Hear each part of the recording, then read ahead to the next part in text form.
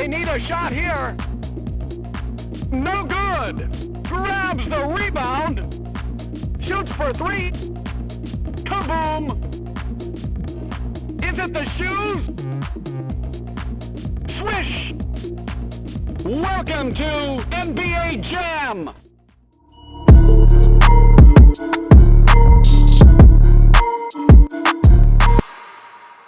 Fortune's Run is a first-person, retro throwback street ball simulator with some boomer shooter and immersive sim elements thrown in on the side for good measure. It's in development by Team Fortune, and there's definitely more of a build engine vibe to this one, as opposed to an id Tech-inspired game, which I'm down with. The world has a dirty, gritty cyberpunk style. Think more of the original industrial rust kind of cyberpunk, as dreamed up by pioneers of the genre like William Gibson and Bruce Sterling, as opposed to the slick and glitzy neon of something like Cyberpunk 2077.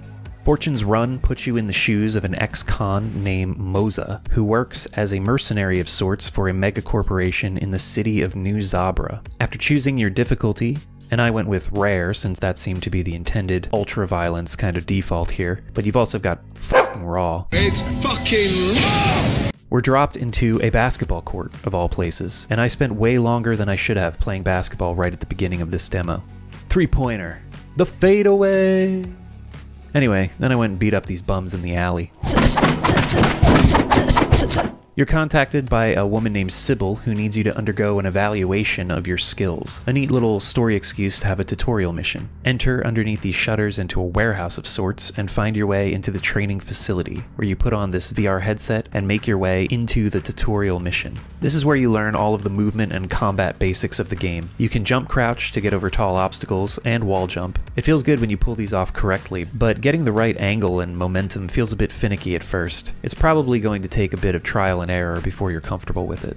In combat, you have a punch and kick for basic melee attacks. You also get a sword that can deflect bullets. This requires some precise timing, but it's pretty forgiving, and really comes in handy once you get into the main mission. You also have a focus skill, which allows you to slow down time for a short period. Also a very useful feature. Guns are plentiful. There's a pretty good selection here too. The scatter gun is a powerful shotgun-like weapon, while the Federation's automatic rifle is great for more precise shots. There's also a sniper rifle, as well as a homing rocket launcher that will come in handy for a certain boss, along with various smoke bombs and grenades. You've got a variety of items to heal yourself with, from drugs to food, and the drugs can be applied to different parts of your body. You have a main health bar, but then you have separate percentage statuses for your head, torso, arms, and legs. Keeping your limbs in tip-top shape and taking care of your health will both be keys to your survival.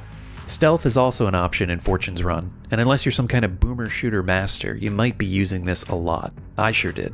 I like me some boomer shooters, but I'm more of a stealthy guy. I like to stick to the shadows, stalk my prey, wait for the opportune moment, then pop out and strike. And this is also the way I like to play video games. Having the option for stealth gives Fortune's Run more accessibility, in my opinion. My favorite boomer shooter of all time is Blood, mainly because of the aesthetics and the wicked loadout. Hucking dynamite around a corner and waiting for the meaty explosion and horrified screams of your enemies is immensely satisfying.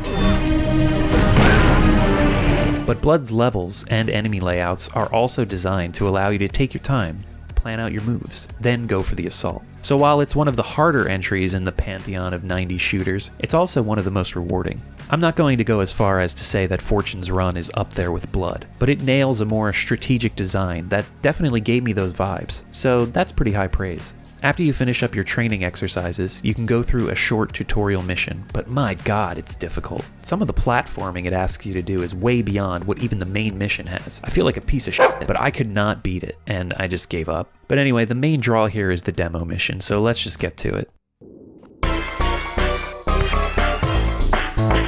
We get this brief and stylish little story segment showing Moza meeting up with Lamech to run a job. We're also introduced to the Federation and a mysterious antagonist before being suddenly dropped into the level as another character entirely, this masked assassin dude. The goal of this short segment is to infiltrate the club and murder Lamech. Afterwards, we're playing as Moza again, having returned from a previous mission and with no idea that Lamech has already been taken out. We give up our weapons at the door and get a chance to wander the club and speak with the locals.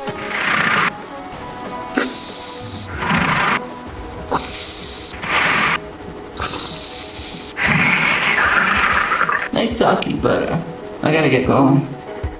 Eventually, we find our way to Lamek's location and get ourselves a shiny new sword for our troubles. A lot of the early part of this level is slinking through vents and underneath floors. It's pretty linear, but they keep you on your toes by hiding the path forward sometimes, which forces you to pay attention and investigate the environments, which usually will yield some kind of reward or item. It's really well designed. Eventually, we run into some Federation lackeys and the real fun begins. Combat is great. A tight ballet of bullets, melee, and death. Take out the shields these bozos are carrying with a swift kick and then slice them up with your sword.